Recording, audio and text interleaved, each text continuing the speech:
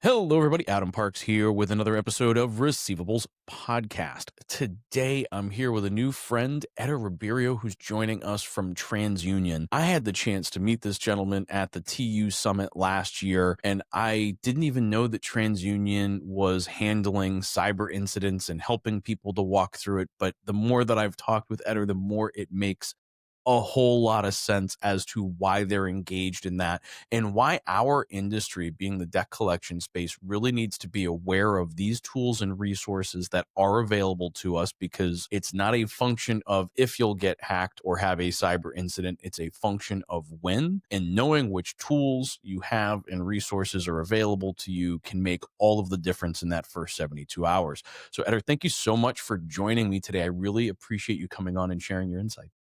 Yeah, thanks, Adam. It's a pleasure, brother. Happy to be here and talk to the folks in the industry. It's been a little while. So for anyone who has not been as lucky as me to get to know you a little bit personally, can you tell everyone a little about yourself and how you got to the seat that you're in today?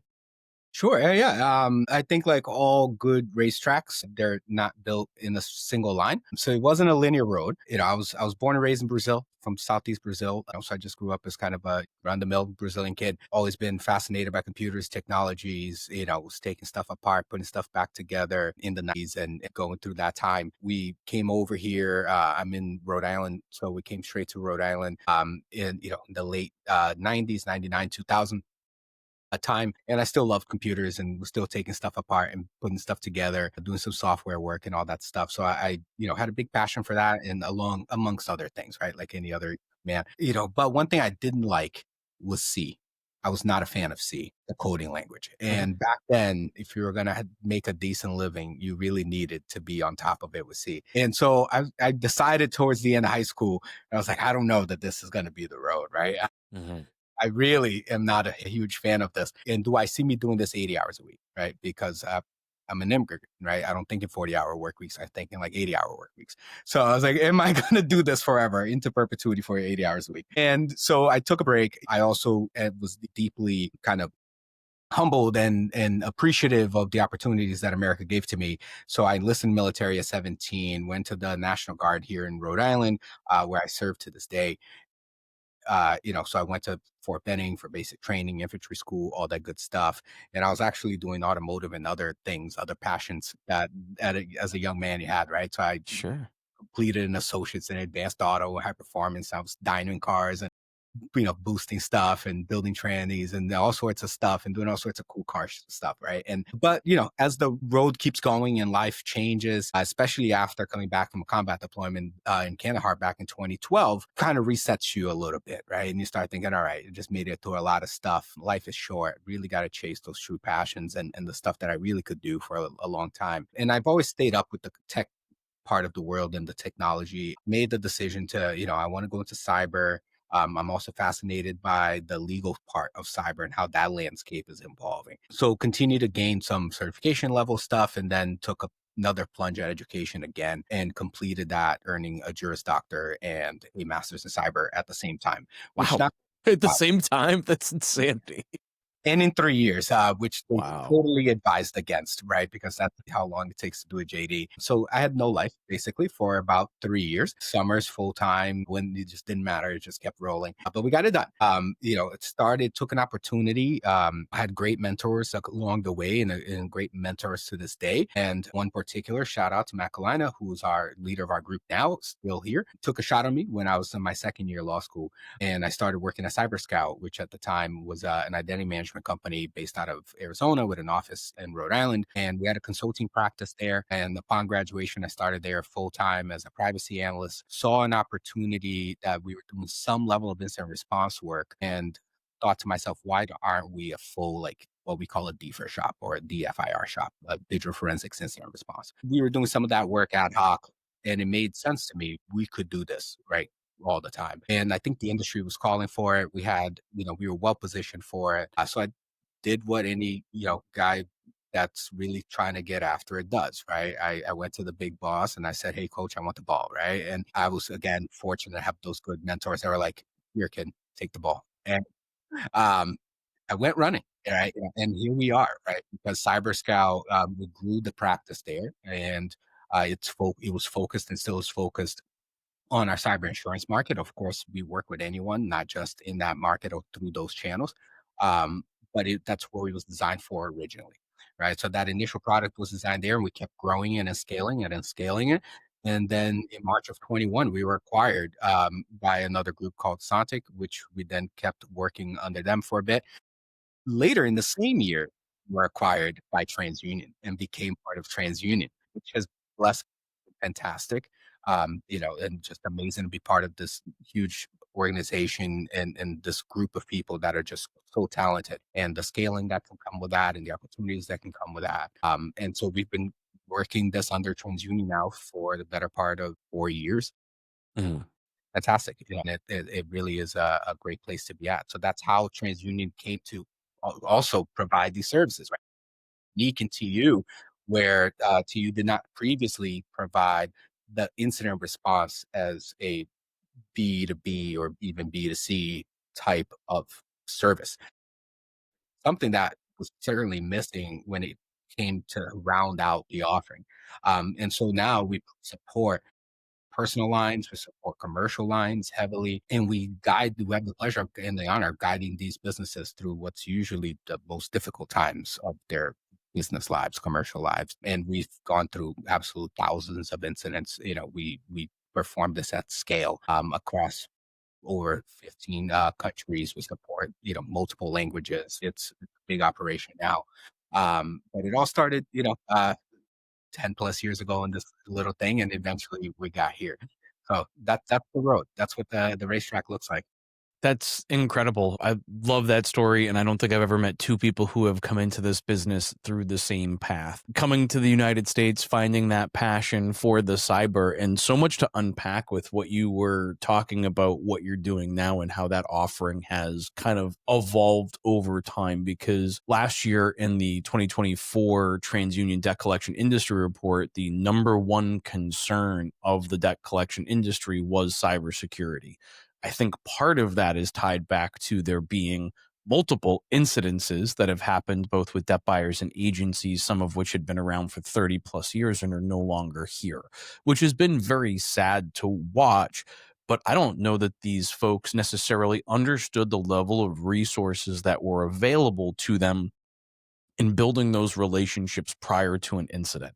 Because when we think about incident response, it's always that first 72 hours. That's mission critical for all of that. But also trying to onboard and engage with a new vendor during that time period seems like a next to impossible task, having responded to incidences in the past. So when organizations are preparing themselves for the inevitable, how do you structure that type of an engagement? Do you start building that relationship early on and evaluating the current technical stack and where the weaknesses might be? It sounds like you guys are also tied into insurance. So what does that look like to appropriately prepare before an incident strikes?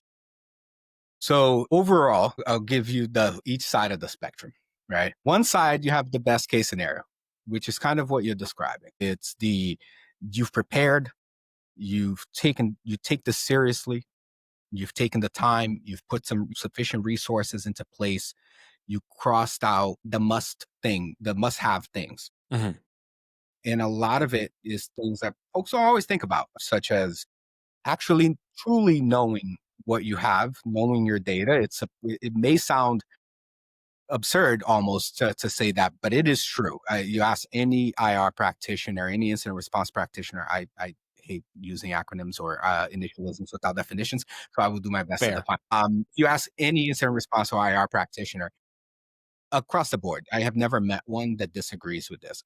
Mhm. People don't actually know their data. And by people, I mean organizations, right? For the most part.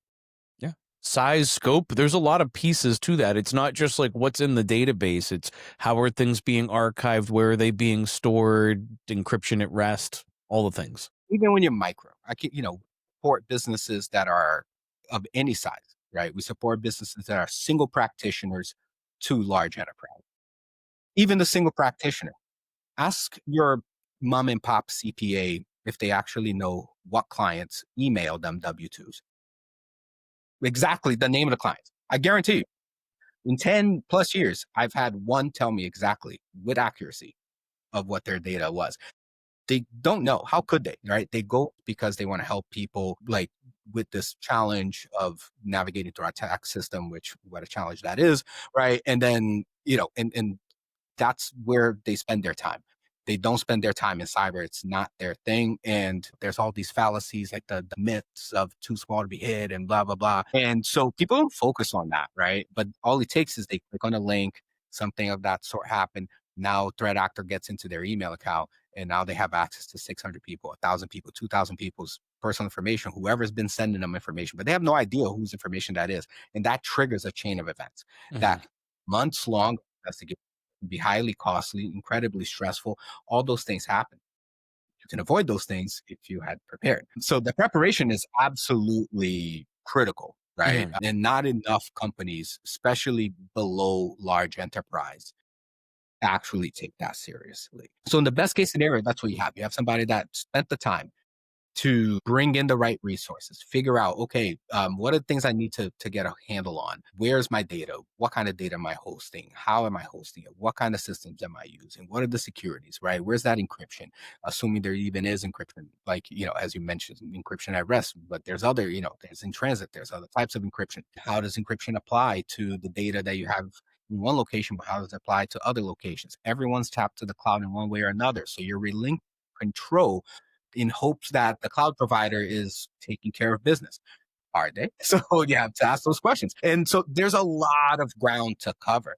Mhm. And so even if you're a small business, you're a small collections agency, 15 people, you'd be surprised how many different assets you have digitally. And you need to lock down on every single one of those assets holistically. If you really think that when it hits the fan, you're going to be able to react, right? Mhm. React accordingly. And you have to train. You have to train the people. You have to train your systems, right? That's where penetration testing and red teaming, that kind of thing comes into place. A proper test would train everything, all the way Mhm. data to physical security. Even just starting with looking through your incident response plan and actually Absolutely. going through the exercise. Well, I mean, having one I think is mission critical for all organizations. Like we all must have one. But Yes. even at that, whenever you've got new staff coming in, it can't just be an annual thing. Like it needs to be constantly trained so that when something does happen, muscle memory kicks in. I know that you served in the military and did combat tours. Like muscle memory under stress is everything. That is Absolutely. that's life or death for an organization and for an individual. So how can they start to prepare that? I got one other question for you kind of baked into this, which is the infrastructure that you've chosen for your organization and the insurance premiums that you're paying for cyber liability must have direct correlations, right? The size of the volume of records. I know that there's some different features and functions to how we're being charged for cyber insurance, but it's based on what do we have in place. Absolutely. So when they're looking at the plan, and everyone should have a plan. I agree Mhm. that although most smaller businesses, we can look at any stat, that they don't. Mhm. They should. And there's a saying in the army that we always say, we always preach, you train as you fight, right? And we Mhm. do it for a reason because we understand that when stuff is chaotic, when things are all over the place, and when the stuff hits the fan, more likely than not, the people are going to default to the like lowest level of training that they have. Mhm. Because of that, you want your training standard to be high. So that way your default position is high. And then hopefully with experience and other things, you can operate actually above your default. But that Mhm. takes and so, absolutely, cybersecurity has to be in your onboarding. It has to be part of just your governance plan and your management plan for your organization, and not just some once a year thing that you check the box because the threats are evolving all the time and they're constant. And it could be from anything nowadays. As the technology evolves, you have something as benign as your web browser. Web browser are also almost becoming their own operation system. So it's just one of those things where data is being collected all over the place, data is being shared all over the place, connection to environments are being shared and established, and it requires constant attention and training. So you have to really build in found like first level principles as part of your governance strategy that are cyber based. And that's really the only way to try to attempt maintaining proper security, for lack of better terms, if there is such a thing, right? At any level of an organization. And repeat the last part again. Just thinking about that, the tie-in between the cyber insurance costs and the infrastructure that we have in place. So every carrier is going to take you through underwriting, right? And that is a journey that's going to fluctuate a lot.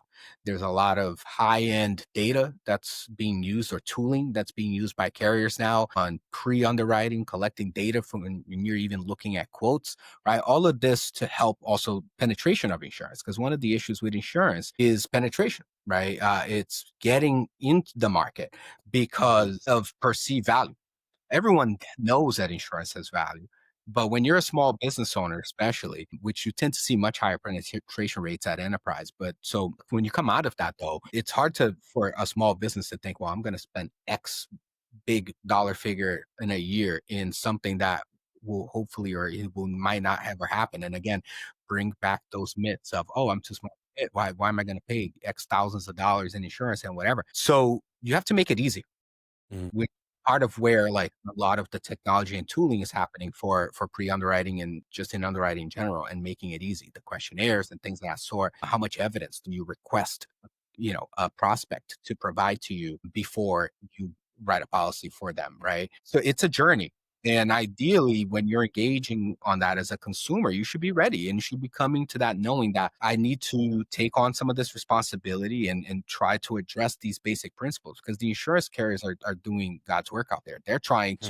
to, okay, well, I have to provide you cover, but at the same time, I have to understand some risk. But at the same time, I can't make this too hard for you. You see how these things don't exactly walk hand in hand.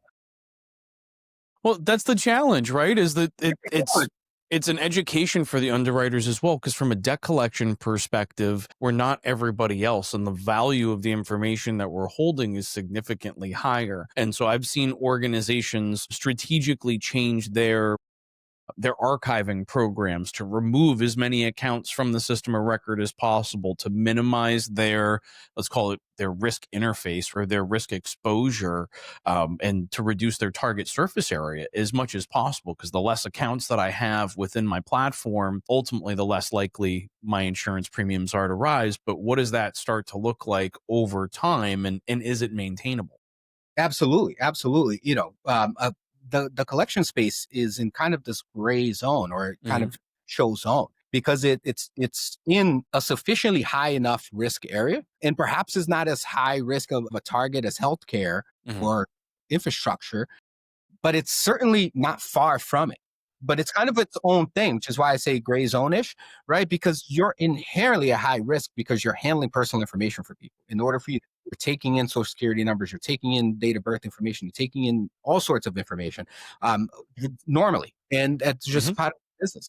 So then you have to figure out, okay, well, what do I do with all the sensitive information, right? And then goes to your point, how do I secure it, right? Perhaps some of that's encryption, perhaps some of that is allocation. It's Hmm. moving data from one level of storage that's kind of in a production environment to a non-production environment that's aimed at, that's something you can isolate, make Taking it it offline, right? Like reducing those connection points. right. But how often do you have to tap back into that information? Hmm. Become really burdensome, right?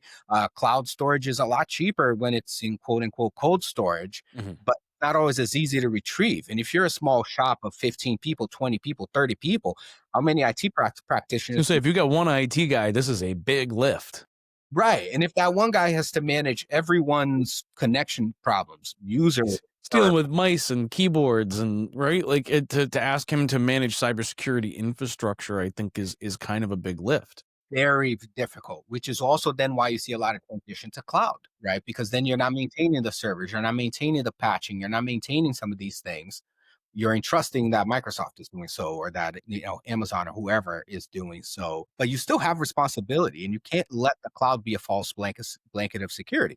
You still have your account management that needs to come into place. You still have MFA implementation that needs to come to place. Sometimes we do some warranty claims work, and will see a claim come in. And in order for them to take advantage of the full amount that they want to get from the policy in order to cover this under the warranty, they have to then provide proof that XYZ has been implemented. Mhm. You'll see people say, yes, of course, MFA is implemented, blah, blah, blah, blah. And then you actually get the log data. And yes, it's enabled, but But is is it it forced? really in? Is it actually on? Is it forced? Right? Is it actually, yes, you turned it on, like the features on. Is it installed properly? Is it running? And if you don't actually get all the way across the finish line with implementation of that technology, then it's the same as pretty much not having the technology. So you have to implement it. But what happens, like you said, when you're a small shop and you bring in that new person, that new staff member, do you remember, does your plan force you as part of your SOPs or your standard operating procedures and protocols to say, oh, we have a new person? Part of onboarding is making sure these tokens are assigned. It's the authentication technology, because often it'll fall through the cracks, right? People are busy. They want to get to doing their jobs. The folks hiring want them to be doing their jobs. That's why you hire them. They're not paying attention often to these details. So having a review of your plan is, review it quarterly, review it at least twice a year. Don't make it once a year, especially if you're in the collections industry. Your information is too sensitive to take that approach.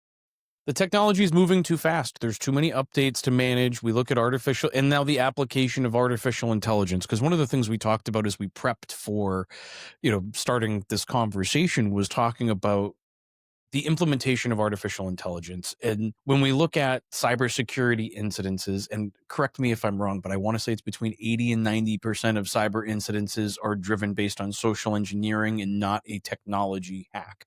Meaning it's not that somebody beat Cloudflare or whoever's technology, but they beat an individual who clicked a link, who provided information over the phone that they shouldn't have provided. It can go as low as the secretary. I always go back to The Art of Deception by Kevin Mitnick, and I'm a huge Kevin Mitnick fan. Read all the books. For anybody who hasn't read them, The Art of Intrusion and The Art of Deception are two of the best books. And if you want to read his whole story, The Ghost and the Wires, about hacking the FBI's voicemail system and all of the other different things. But all of the hacks that he had were not penetration of technology. It was the social engineering of individuals. So as we start thinking about that, and we've talked about cyber security and cyber insurance from a technology perspective, how does one start to even comprehend the level of risk that comes from social engineering? Man, it's everything in some ways. It's everything and nothing simultaneously. It's funny how it works like that, right? It's so many reasons too why that number's so high. Mhm. Or start there, right? Some of it is just as hardware technology kind of changes, right? It used to be everyone hosted everything in house. You had, even a small business would have a server hosting exchange services, aka email, hosting web services, aka your website.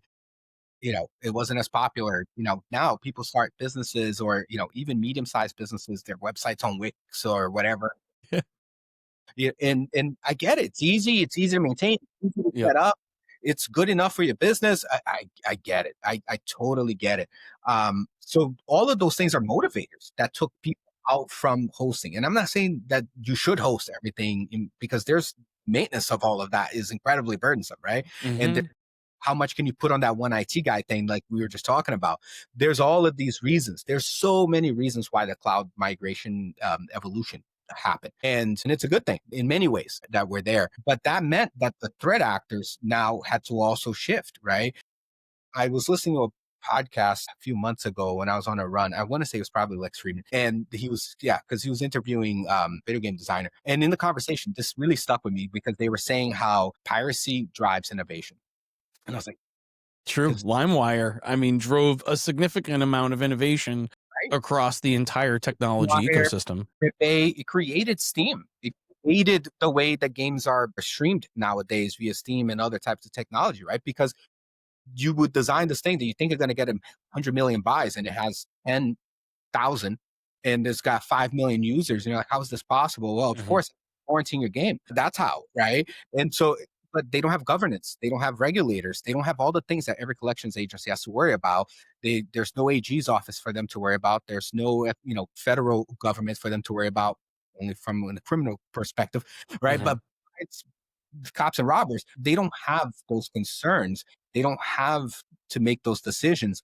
So they just have the freedom to do whatever they want. So they're always going to be creative. They're going to be innovating. And so when that migration happened, it became, well, it's really hard now to take advantage of easy vulnerabilities because less and less these folks that are managing things in house and have low hanging fruit, right? I The really wonder. infrastructure is more standardized. So now you're not worried about did the one IT guy not run that new Microsoft Well, update and you can't run through that unpatched platform because it's happening in a much more exactly systematic it. way.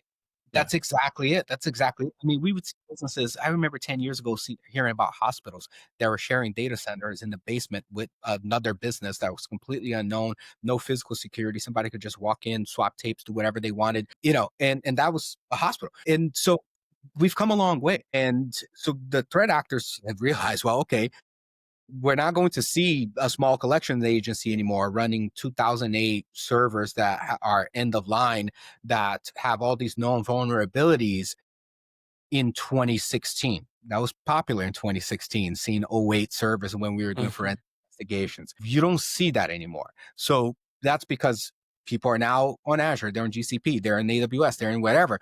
And so they're running these instances, and it's a lot easier to maintain them up to date and keep up with that kind of work.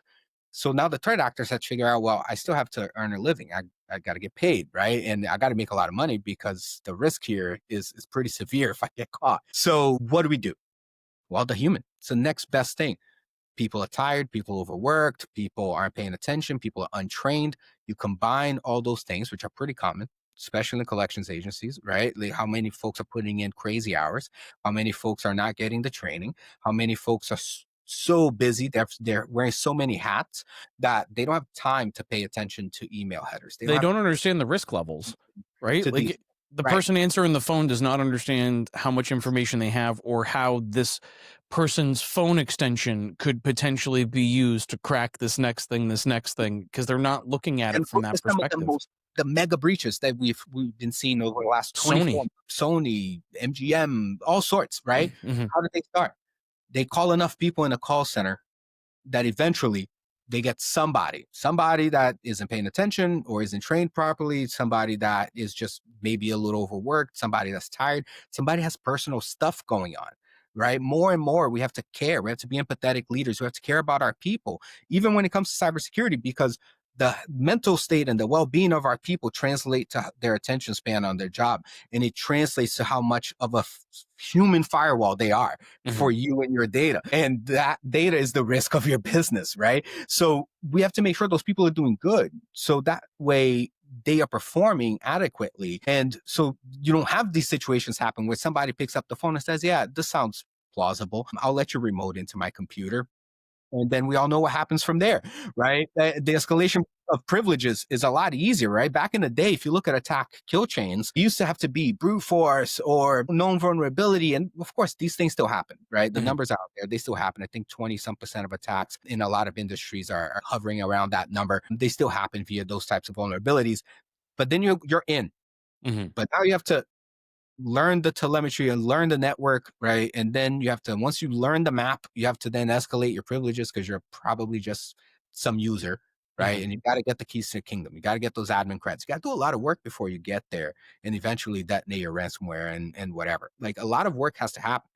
Well, that road is a lot easier if you come in because somebody let you in and now you are just working as them, Yeah. right? Because now you're that user. And of course, that makes it even harder to investigate because it's not the IP traces, the breadcrumbs aren't always as clean. Mhm. So now you're looking at a lot more anecdotal information about what's happening with specific users. How is that behavior different than behavior analysis of normal parameters? All of that stuff can make things even more difficult. Which is again why those incident response plans are just getting longer. They're getting more complicated. Why testing of them has to become more important. More frequent. It's all ties together, right? But when you look at how much damage you can cause to a mega sized company, what makes you think that if you just bring that down a little bit, company size wise, that it might not be even easier? Of course it is. And that's why you're seeing large entities, medium, entities, they're all getting popped via the humans because it's even easier. And threat actors, they behave as businesses. Mhm. No collections agency wants to chase after two guys with huge amounts of debt, Mhm. right? It's a lot better to chase after 2,000 guys with a bit smaller debt. And it's just economy of scale. Threat actors want economy of scale too, which is why they target not always just mega enterprise. They need to keep the It's bills. easier to get it to roll over if the organization is smaller, so the probability of them paying the ransom or whatever the case may be is exponentially higher because they don't have the same kind of technical contracts, preparation, like they're not as Absolutely. prepared or knowledgeable on how to Absolutely. execute. Or do they have access to somebody like you who can come in and kind of walk them through what this response would look like, the probability of things being released if the ransom were even to be paid, and what does that start to look like? So I guess my last question for you was about that first 72 hours. So something happens, whether it be a technical penetration or a social engineering penetration, but they're into the system. Like, now what? I really a loaded question for the final Get minutes of a cracked. Gotta get podcast. I cracked. feel like we're going to need a second episode to kind of Good cover this in knowledge. more depth. But give Yeah. me that 50,000 foot view. What's those first three or four steps that we need to take when an incident is recognized? Yeah, absolutely. 50,000, right? We talked about a spectrum and we really didn't cover the other end of the spectrum, but I think it's obvious, right? If you have super prepared, super planned, detail, training, all of that, the other side is nothing, right? Mhm. Which is common. Let's not act like nothing doesn't Very exist. common. It happens all the time. So let's establish that. So 50,000 feet, and you're going to find out real fast in that 72 hours, where in the spectrum you actually live very quickly. That reality The is first like 3 hours. right.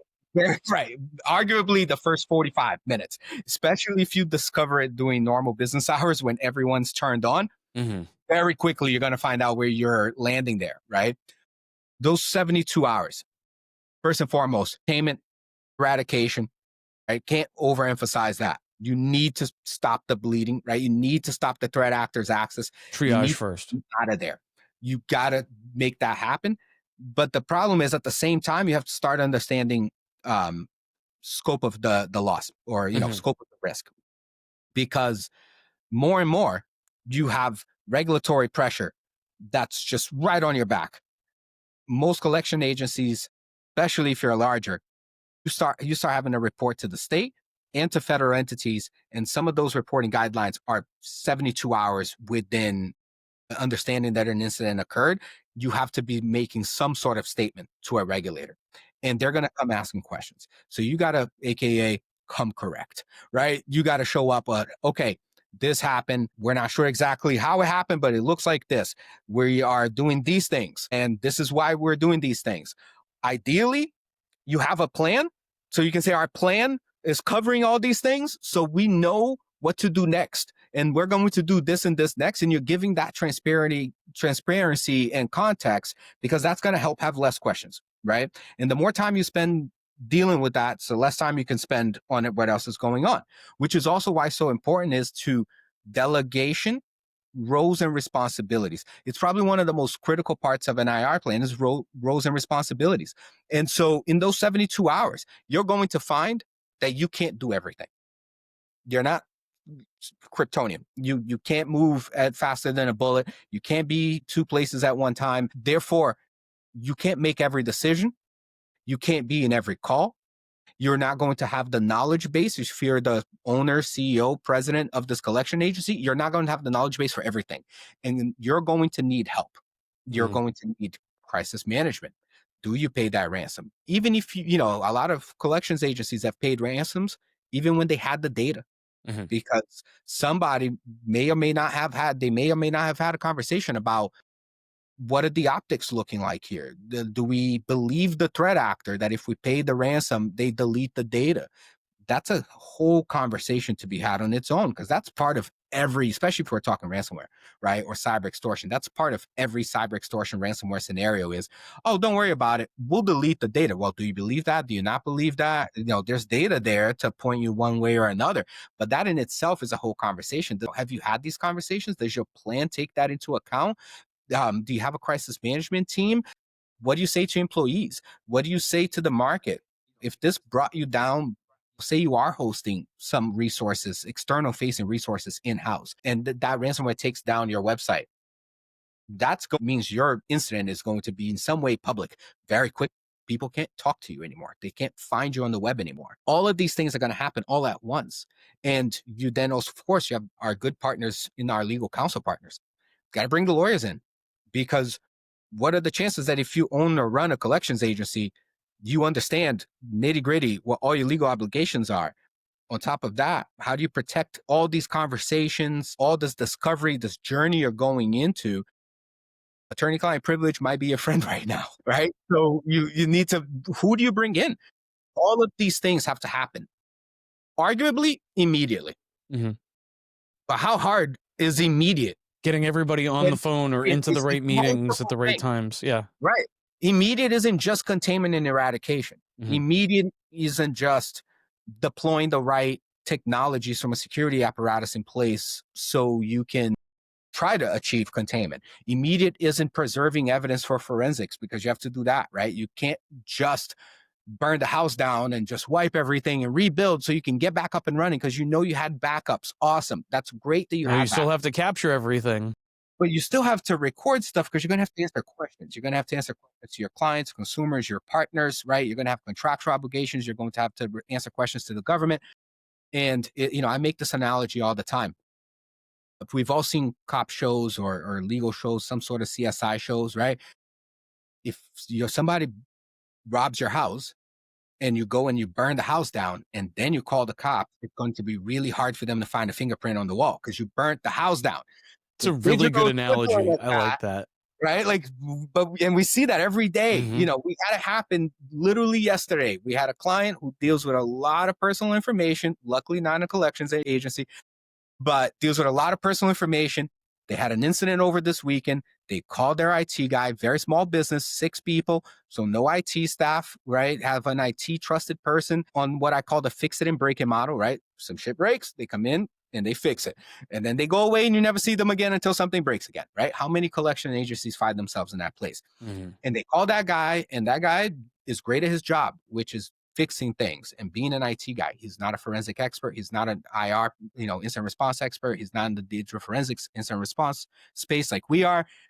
Evidence preservation was the last thing this fella's thinking of. And he was just trying to help him get back up and running, doing his job. Nothing wrong there. It's just different industries, different considerations. And that guy comes in and it's like, I can get you back up and running by Monday, close of business. And the guy's like, of course, let's Yeah. go. What's work to do? Burns the house down. And now his friend is saying, you might want to call your insurance carrier, help you out with this, get you some access to some experts, blah, blah, blah. They come to talk to one of my analysts, right? And these folks are like, oh, well, okay, what happened? And they tell them the story. And in that story, they're like, yeah, we wiped everything. We didn't keep copies of it. We didn't make any images. Everything is basically gone. They're just about to be fully operational again. Okay, great. But we're going to have a really hard time answering questions. And you're going to start having questions. Mhm. 2 hours right there. That was all in the first 72 hours. Right? They burnt the house down. All of these things happen. And now they're going to have a hard time answering some questions. Don't be that guy. Those 72 hours are chaos. But in that chaos, you can have organized chaos. And that's a big difference to But that's all having. about planning, right? Having that plan in place Right. determines the level of organization that exists in your chaos. Going back to the training ideology of you're going to drop to your lowest common denominator under stress. How prepared are you to operate under stress? Eder, this has been a fantastic conversation, and clearly we need to have a follow up to talk more about that first 72 hours and really how things get back on track for an organization that has had one of these experiences. So I'm going to reach out to schedule yet another interview with you so that we can continue this conversation, because I think this is exactly what the debt collection industry needs to hear. They've been vocal in what their needs are, right? That everybody has some level of fear regarding cyber incidences. And I think part of that is just a lack of understanding, and having more people like you on their side, I think puts them in a better position as an organization to survive these types of incidences in the future. Adam, absolutely. Looking forward to it. Let's talk more about it. We can do a much deeper dive in these first 72 hours. Maybe we can even start scratching on the risk that folks in the collection side are facing now with all these AI tools that we're all using, because I get it. They're convenient. They help with a crazy amount of efficiency, but it is game changing. And you folks need to really get around it yesterday because it's moving at quantum speeds. So yesterday already passed. The yesterday I was just talking about already passed. And Yeah. so that's the speed we're talking about here. So looking forward to it, brother. It's great seeing you again. Looking forward to doing this however many times. Happy to be here. Well, I really do appreciate you. For those of you that are watching, if you have additional questions you'd like to ask, you can leave those in the comments on LinkedIn and YouTube, and we will be responding to those. Or if you have additional topics you'd like to see us discuss, you can leave those in the comments below as well. And I know I'm going to get them back here at least one more time to help me continue to create great content for a great industry. But until next time, Eder, thank you so much for joining me. I really do appreciate your insights. Absolutely. Thank you, Adam. Thank you, everyone. It's a pleasure. And thank you, everybody, for watching. We appreciate your time and attention. We'll see you all again soon. Bye, everyone. See you soon.